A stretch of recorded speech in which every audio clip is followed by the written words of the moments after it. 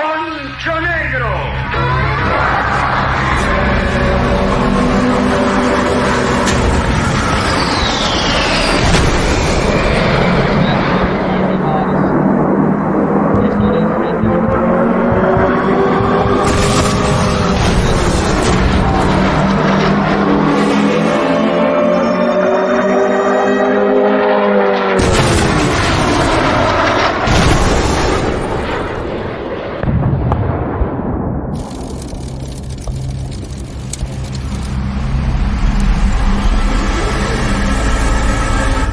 Lujos que nos damos acá en el Balcón de Hierro, y hoy se asoma el cineasta misionero, Maximiliano González, que es para mí una voz clave de lo que es el cine argentino contemporáneo.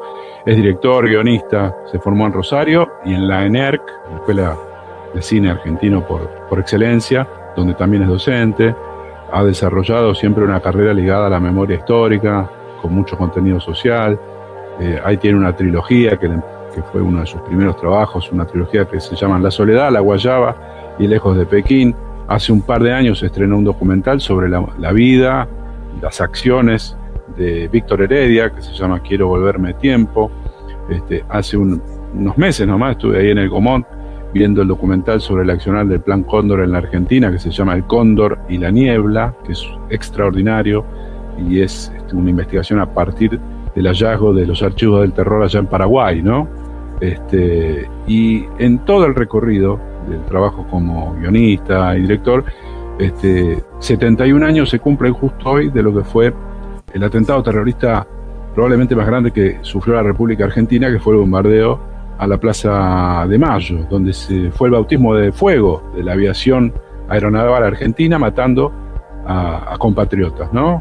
Triste medalla lleva la Fuerza Aeronaval Argentina. Y hubo una serie que emitió la televisión pública en 5 episodios que se llama Las Palomas y las Bombas, centrado en esa memoria colectiva que tenemos que recuperar, que tiene que ver con el bombardeo a la Plaza de Mayo, que significó uno de los capítulos más importantes en lo que después sería el golpe militar, cívico y eclesiástico que quitó del poder a Juan Domingo Perón. Así que recibimos a nuestro querido amigo, con mucho placer, a Maximiliano González. ¿Qué tal, Maximiliano? Buenas tardes, bienvenido al Balcón de Hierro.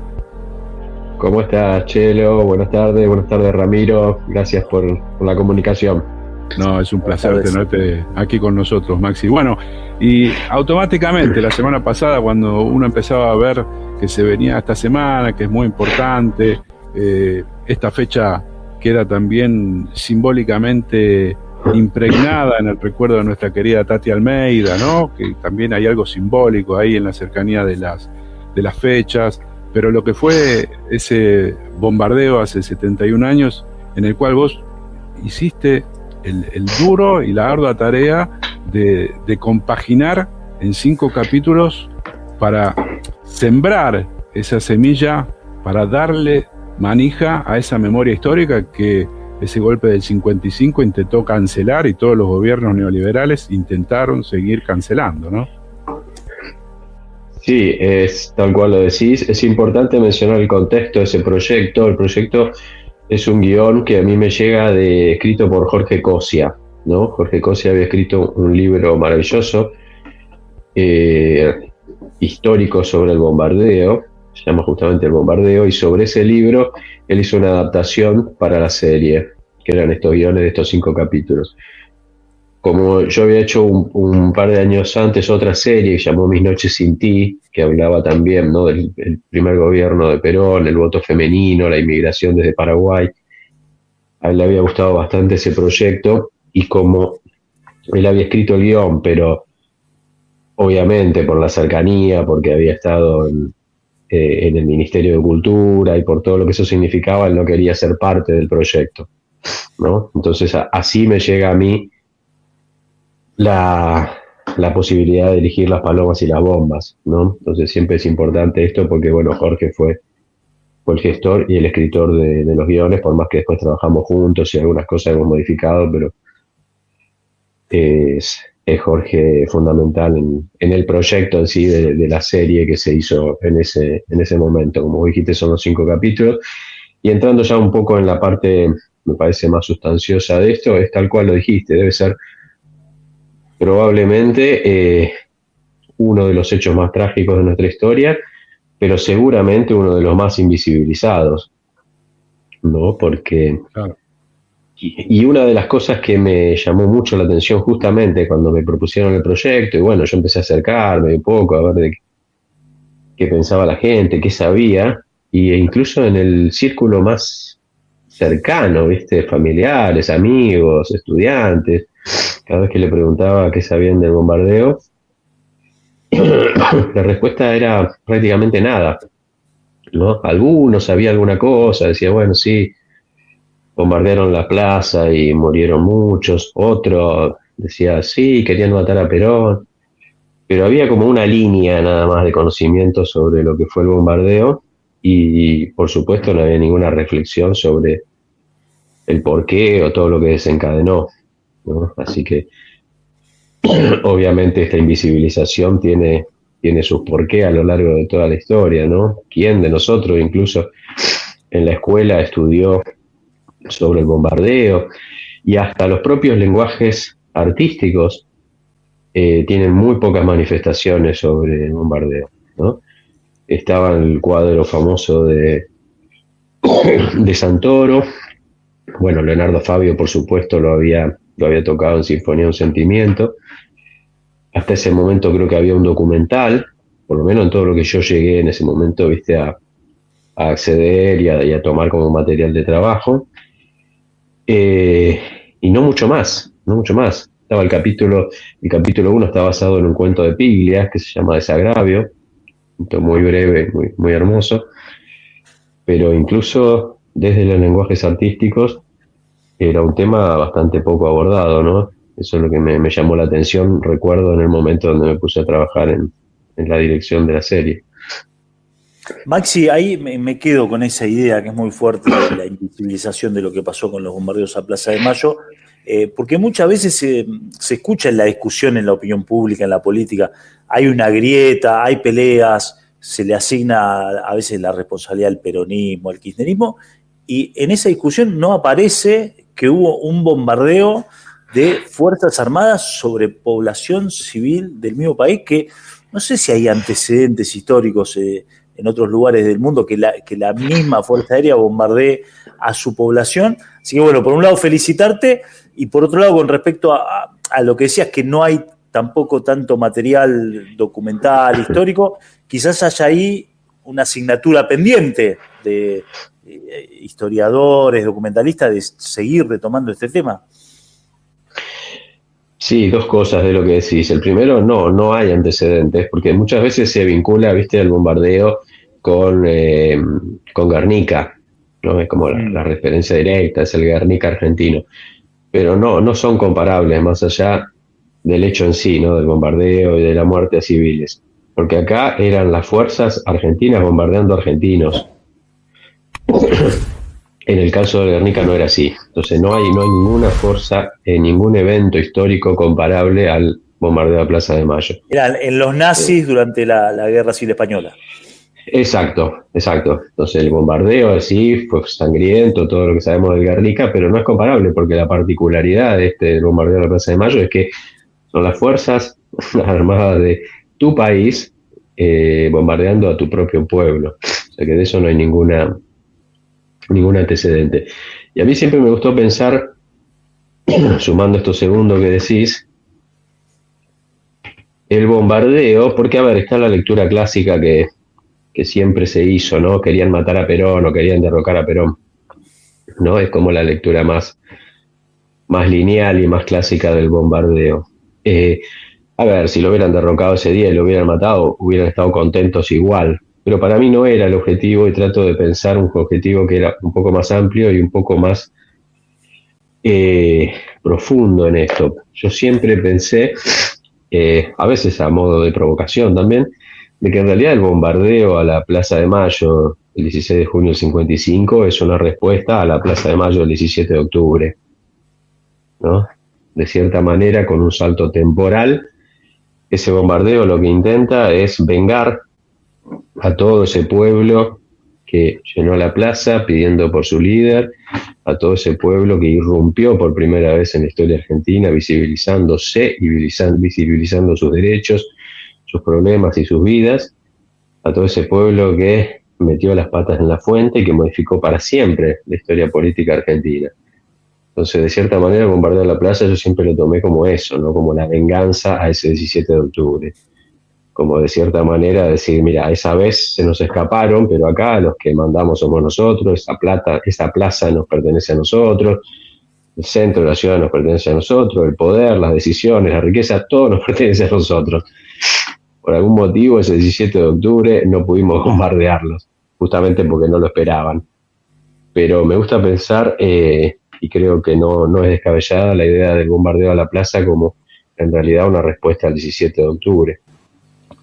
Que en definitiva, Maxi, se cumple eso que vos decís, porque hubo dos momentos de bombardeos. En el segundo ya llegaban operarios, trabajadores a la plaza para bancar, y ahí también fueron bombardeados. Así que de alguna manera la brutalidad, porque tuvo, digamos, la primera brutalidad fue bombardear la Plaza de Mayo, bombardear la Casa de Gobierno, y después más tarde, cuando llega la gente, y después en el comunicado, diciendo que la culpa había sido de Perón porque había dejado que la gente vaya a la plaza, ¿no? O sea, de una brutalidad manifiesta e insólita. Y curiosamente, ahí estaba leyendo, aparecen nombres en esos bombardeos, en esos aviones, en esos tenientes primeros que acompañaban a los cabecillas de esta intentona, que después aparecieron durante la terrible dictadura del 76, ¿no? Quizás ahí Perón debió haber tomado, y después lo vamos a ver en un videito que tenemos preparado, otras determinaciones, ¿no? Después del bombardeo. Sí, otro dato importante, uniendo a esto que vos decís, es que, y este es un dato que aporta siempre Felipe Piña, muchos de los muertos de ese día en la plaza, fueron cerca de 400, murieron ametrallados. No es un dato menor, ¿no? Porque si bien cayeron bombas por todos lados, cayeron bombas incluso en la Casa Rosada, incluso hicieron explotar una estación de servicio que estaba en lo que hoy es enfrente al CCK, ¿no? Ahí en la vueltita de Paseo Colón. O sea, bombas cayeron por todos lados, pero una gran parte de los fallecidos, asesinados ese día fueron ametrallados. Así que ese es un dato también bastante importante a tener en cuenta, pensando en esto, ¿no? De cuál era el objetivo de esa sonada. Lo otro que decís, sí, totalmente, el bombardeo a la Plaza de Mayo es el huevo de la serpiente, ¿no? Ya se estaba gestando ahí todo lo que vino después, no solo por los nombres, sino, bueno, ya sabemos que un par de meses después sí vino efectivamente el derrocamiento del presidente Perón y todo lo que vino de oscuridad a la Argentina hasta el regreso de la democracia, con sus periodos intermedios también difíciles, como recuperación de la democracia recién muchos años después. Y en cuanto a lo que vos decís de la decisión, ¿no? Poniéndonos a conjeturar un poco, ¿no? A ver si la decisión del general de Perón en ese momento fue la acertada. Siempre es muy difícil. Me pasó esto, vos lo sabés también por otra serie que tuve que dirigir, que fue la serie de João Goulart, el presidente de Brasil, derrocado en el 64, ¿no? Y que se encuentra a un dilema exactamente igual al de Perón en el 55. Porque ese levantamiento en Brasil del 64, a él le ofrecen todavía algunos cuerpos de ejército que quedaban, principalmente en el sur, en Porto Alegre, en toda la zona donde él era muy fuerte, resistir. Y él termina tomando la decisión de no resistir, se va al exilio en Uruguay, se consolida el golpe de Estado, Brasil tiene 20 y pico años de dictadura, y hablando muchas veces con los hijos de él, es una de las grandes preguntas, ¿no?, de la historia. ¿Por qué no resistió siendo un presidente que era popular y que tenía cierto apoyo del ejército? Y los hijos me dijeron claramente que él sabía que las chances de resistir eran muy pocas, que iba a ser un baño de sangre, que el golpe se iba a dar igual, que la Armada norteamericana estaba en las costas de Bahía, con muchos de sus buques, O sea, él tenía un montón de información de saber que sí iban a resistir, pero que iba a ser un baño de sangre y que la derrota iba a suceder igual. Como tenía la información de que mucha gente del ejército lo iba a traicionar y así fue. Entonces, viste, a veces es difícil poner la decisión que debería haber sido en el contexto en el que fue, ¿no? Claro, cuando uno lo piensa, uno dice, sí, pero debería haber sido mucho más duro en el castigo a los que bombardearon la plaza. Pero bueno, es otro contexto y también hay que ver las particularidades de cada personaje. O sea, Perón también en ese momento tenía que haber actuado contra mucha gente que él conocía y que eran sus pares. Claro. Son decisiones históricas que muy complejas, que para tomarla en su magnitud me parece que hay que ponerla en el contexto. Yo, si me preguntás, también desde hoy digo, siempre pensé lo mismo. Tiene que haber sido mucho más duro en el castigo a los que hicieron el bombardeo del 16 de junio, y quizás la historia hubiera sido diferente, pero nada nos asegura que hubiera sido diferente. Ahí el tema de los Estados Unidos lo mencionaste, ¿no? En todo lo que son estas manifestaciones de violencia contra los gobiernos democráticos que tendían al bienestar de su población, los Estados Unidos siempre estuvieron ahí, lo pudimos ver en tu último documental también, donde estaban al tanto de todo. Perón se juntaba durante los días del bombardeo con el embajador norteamericano. Bueno, siempre hay una coordinación con el hermano del norte, como le dicen algunos. Y la frase que mejor refleja eso, viste, varios se la van cambiando, no sabemos de quién será, pero dice, el único lugar donde no hay golpe de Estado es en Estados Unidos, porque ahí ellos no tienen embajadas. Entonces, es tal cual, ¿viste? Desde Arbenz en adelante, Guatemala en adelante, esto es muy evidente y bueno, han cambiado algunos métodos, pero sigue siendo exactamente igual hasta el día de hoy. El injerencismo y en los quiebres de los procesos democráticos, sea como sea, ¿no? Con el límite que sea. Maxi, te quiero consultar, por un lado, bueno, si estás trabajando en algún proyecto actualmente y cómo vivís el momento actual. Sabemos que es muy difícil filmar, es muy difícil ser documentalista, que por ahí es una tarea que no tiene que ver con las cuestiones comerciales, y también daría la sensación que hay políticas de Estado que buscan que no exista ni la documentación, ni el registro de nuestra cultura. ¿Cómo estás viviendo este momento, tanto en proyectos como laboralmente a partir de la situación del país? Sí, dos cositas también. La primera es Las Palomas y las Bombas es una serie de ficción. Siempre hay ahí, viste, un límite entre, como son hechos históricos, todos creen que es documental. Y el documental es otra forma de películas, pero en este caso es una serie de ficción. De hecho, protagonistas Carnaghi, Arturo Bonín, Martínez Lipa, Violeta Ortiz Berea, Luis Machín. Sí, por supuesto que tiene imágenes, porque juega un poco con esto, imágenes recreadas, firmadas por nosotros, y otras que son de archivo, un archivo que Jorge tenía y que había encontrado sobre imágenes reales del momento. Y mi carrera ha sido siempre igual, un ida y vuelta. Solamente mis últimas dos películas son documentales. Víctor Heredia y Latinoamérica, una película sobre toda la obra de Víctor en relación a la historia política latinoamericana, y la última ahí que mencionó Chelo, que es El Cóndor y la Niebla, que es una historia que también recoge de los años 70, justamente del 76, 3 líderes que fueron asesinados en la Argentina, ¿no? El presidente derrocado de Brasil, el presidente derrocado de Bolivia, JJ Torres, y el senador Michelini, que era uno de los fundadores del Frente Amplio y seguramente futuro presidente de Uruguay si no fue asesinado acá. Entonces, ese es un poco el contexto de, si bien todo lo que hice anterior de ficción va en el mismo eje, porque siempre lo que hice es esto, en el contexto social, político, histórico, pero bueno, es tratando de transitarlo en los diferentes géneros, al menos lo que podía. La segunda parte de la pregunta tiene una palabra en común con el bombardeo, ¿no? Que es tragedia. Estamos viviendo una tragedia absoluta. Por supuesto, desde todos los aspectos de la realidad nacional, porque la destrucción es total.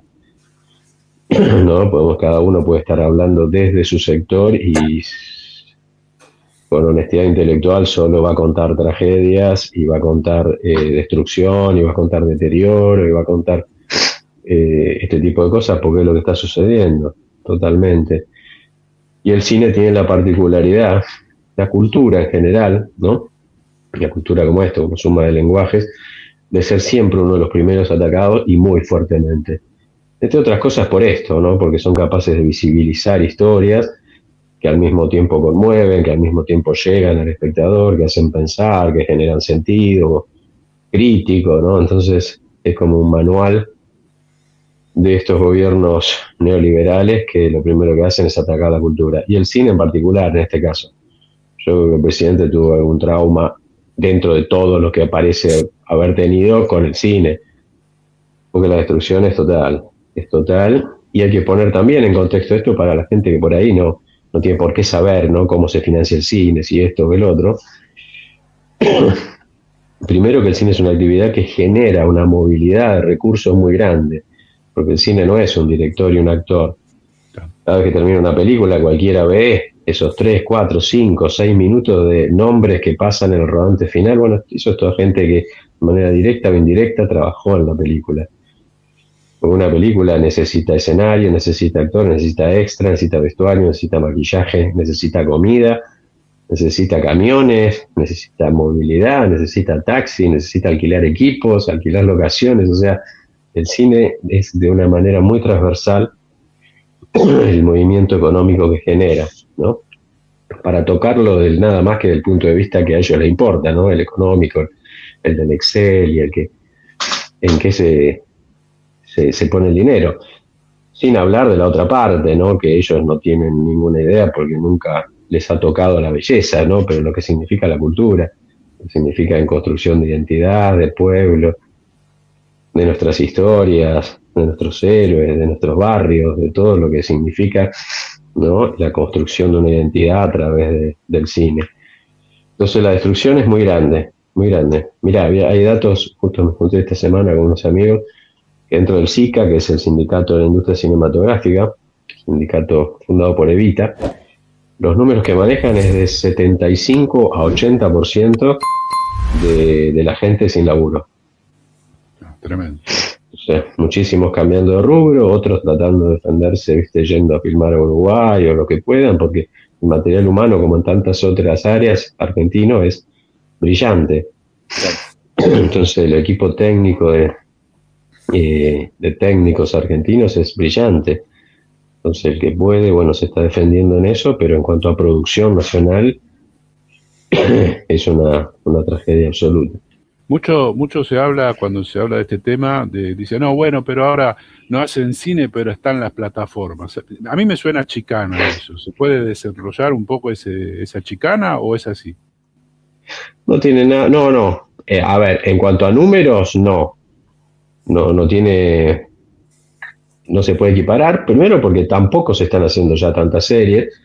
Argentina se ha transformado en un país caro para todo. Claro. Entonces, mucho de esa producción que venía y contrataba material y gente aquí se está yendo a filmar a Uruguay, por ejemplo.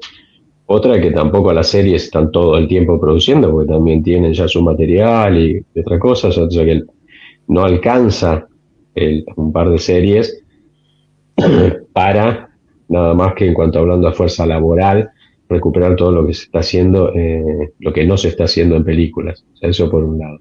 Después son cosas completamente distintas, ¿no? Por supuesto, súper válidas y a nivel laboral, lo repito, bienvenidas, ¿no? Porque es trabajo y genera un buen movimiento en la economía. Pero lo que Argentina se ha transformado en los últimos 20 años es una gran potencia cinematográfica.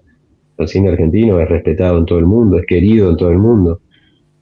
No hay festival importante en el mundo que no tenga alguna película argentina. O sea, lo que está pasando ahora es tremendo, ¿no? Y encima tenemos el espejo que es Brasil. Brasil está invirtiendo desde el gobierno de Lula muchísimo dinero en cine y nada, es tremendo lo que está pasando. No solo a nivel premios, a nivel repercusión, sus actores, o sea, Brasil hoy ocupa un lugar predominante en el mundo, mientras nosotros vemos cómo Cada vez tenemos menos películas, cada vez es más difícil hacerlas, cada vez hay menos posibilidades de filmar, cada vez son más rudimentarias las posibilidades porque no hay ningún tipo de ayuda. Y para cerrar esto, es justamente entender cómo funciona, ¿no?, la financiación del cine. Porque falsamente y obviamente malintencionadamente intentan hacer entender de que, bueno, que no se puede hacer cine porque no hay plata o porque después lo ve poca gente. No tiene nada que ver con eso la financiación del cine. No es que el ministro de Economía en septiembre presenta un presupuesto al Congreso y dice, bueno, vamos a hacer 50 películas. El Instituto Nacional de Cine, que es un ente autárquico, tiene sus propios recursos que vienen de dos lugares. Cada entrada que vos comprás al cine, así vayas a ver Los Simpsons, Star Wars 8 o un documental del Chaco, el 10% de esa entrada va al Inca. Y después hay un impuesto que se le cobra a los canales privados de televisión, o sea, al 13, al 11, al 2, al 9, por el uso del espacio radioeléctrico. Y ese impuesto va una parte al cine, una parte al Instituto del Teatro, una parte al Instituto de Música, y así se reparte, ¿no? O sea, esos son las dos grandes entradas de dinero del Instituto Nacional de Cine, que a través de la Ley de Cine de 1994, después distribuye esos recursos, una parte para producción, otra parte para mantener la escuela, el ENERC, una escuela de élite, 60 años de historia, estamos en huelga hace más de un mes, los profesores, en este momento, por primera vez en 60 años. Y bueno, otra parte de eso va a fomentar el cine nacional en el extranjero y bueno, todos los gastos que tiene el instituto. O sea que no se está dejando de construir una escuela en el Chaco por hacer una película, sino que son, por un lado, son recursos genuinos de otro lugar y por otro lado, como expliqué antes, es un recurso que se multiplica. Ese dinero invertido en cine genera transversalmente trabajo de calidad en muchísimos rubros. La verdad, Maxi, siempre es un placer escucharte, saludarte. Te quería despedir porque hemos coincidido en alguna reunión donde te cuento, Ramiro, que Maxi es un gran cocinero, cuoco o chef, en el idioma que vos quieras decirle.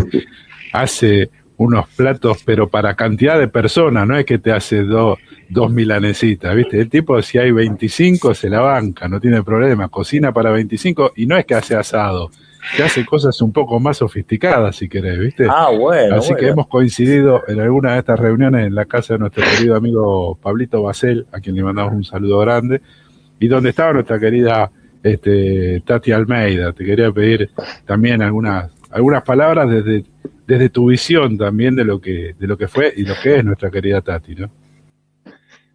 Mira, justamente por lo que decís, sí, hemos compartido muchas cenas con Tati y con todo este grupo de amigos. A ver, solo gratitud, solo afecto, solo amor. O sea, hablar con Tati era salir renovado. O sea, encontrabas a alguien que solo transmitía amor, que solo transmitía esperanza, y que sea cual fuera el momento que vos estabas viviendo, salías de ahí mejor, y dispuesto a seguir luchando por más que vinieran más derrotas o lo que viniera. Tati era una persona que hacía mejor a todos los que estábamos al lado, ¿no? Entonces, eso era magnífico porque al mismo tiempo solo transmitía amor, era todo el tiempo alegría, era lucha, pero una lucha alegre, esperanzadora, una lucha que creía en el ser humano, o sea, era genuino absolutamente todo. Así que agradecimiento eterno. Justamente hace 2 meses, hace ahora, con Pablito Basel, gran amigo que mencionaste, grabamos una entrevista en la casa de Tati, de casi 2 horas. Así que imagínate el recuerdo, imagínate todo lo que significó el dolor de la noticia de su partida física, porque Tati es eterna en nosotros y en nuestro pueblo. Muchísimas gracias, Maximiliano González, director de cine, un creador argentino que tiene, bueno, en YouTube, es Maxi González, ¿no? El canal de YouTube. Maxi González Cine. Maxi González Cine, ahí pueden entrar y ahí van a encontrar la mayoría de sus creaciones. Sí. Maxi, la entrevista esa con Tati, ¿ya se puede ver? ¿La están trabajando? Mira, no, ya te digo, la hice hace 2 meses, empezando a pensar algunas ideas, así que no, por ahora Hay que la esperar. tengo ahí, la estuve viendo y es un momento, viste, de reflexión. Está bien, tiene que madurar, ¿no? Así se dice, tiene que madurar. Tiene que madurar, tiene que encontrar su momento, su lugar y tiene que estar a la altura de lo que ella merecía. Bueno, vaya desafío, Maxi. Te mandamos un fuerte abrazo y te agradecemos la presencia acá en este balcón de hierro, ¿eh? No, a ustedes, por supuesto, gracias por acordarse y un abrazo grande. Abrazo Abrazo. grande. Bueno, no, interesante, ¿eh? Porque arrancamos con una parte de la historia argentina, los bombardeos, cómo lo plasmó él como director a partir de esto de Cosia, y después fuimos llegando poco a poco al día de hoy. Primera vez en 60 años que el ENERC hace una huelga. O sea, ahí ya me parece que nos tiró el dato. Yo no lo sabía, ¿eh? Mire que yo a veces chusmeo, novedades sindicales, que yo no sabía esta noticia. ¿Vos sabías? Yo no sabía. Sí, ¿Verdad? sí, sabía. Y además es uno de los posibles cosas que quiere estudiar mi hija, así que siempre estoy mirando eso. Así que bueno. Bueno, ahí en un momento, sí, ACB, vamos con ese video. Tenemos un videito chiquitito para compartir, poquitito, cortito, que es un Perón 12, 13 años después del golpe del 55, en una parte de la Hora de los Hornos, me parece que es este fragmento que vamos a escuchar. A ver qué decía Perón y qué hubiese hecho él en el 55, pero él lo reflexiona 12 o 13 años después. ¿Lo querés ver? A ver qué decía el presidente Sí. Perón, exiliado en ese momento. A ver. Han pasado casi 13 años desde ese momento. Indudablemente que el tiempo me ha hecho cambiar de opinión. Hoy creo que cometí un grave error. Yo debía haber decretado la movilización, comenzar por fusilar a todos los generales rebeldes y a todos los jefes y oficiales que estaban en la traición y dominar esa revolución violentamente como violentamente nos querían arrojar del poder. Si en este momento tuviera que hacerlo, lo haría. Porque ahora sé lo que entonces no sabía. Que esa gente llegó para hacer el más grave daño que se le pudo haber hecho al país. Yo nunca pensé que pudieran haber argentinos tan poco patriotas que podrían haber conducido el país a donde lo han conducido. Por eso, después de estos 13 años, hoy me afirmo en la necesidad de haber exterminado al enemigo, porque no era el enemigo nuestro, era también el enemigo de la República. Eso lo decía 13 años después en una entrevista. Duro, muy duro, y a partir de ahí la historia argentina siguió reescribiéndose, siguió reescribiéndose a partir de estas palabras. Pero bueno, evidentemente en un fragmento anterior él dice, no, yo en ese momento preferí que no hubiese muerte, me pareció que era lo más lógico, que era lo que dijo Maxi, ¿no? Lo más lógico era, y ese Perón del 55... Sí, hay una frase de Perón, ¿no? Después de que primero se exilia a Paraguay, que dice, entre la sangre y el tiempo, elegí el tiempo. Exacto. Y bueno, después se ve que hubo reflexiones a Pasó el posteriori tiempo sobre ese asunto. Ahí hay un dato histórico. Luco, quiero. Golpero, una vuelta para todos, a mi cuenta. Al sargento se le ha dado por descomisar hasta los quirquinchos. Si nos siguen descomisariando no nos va a quedar aire ni peinar los bofes.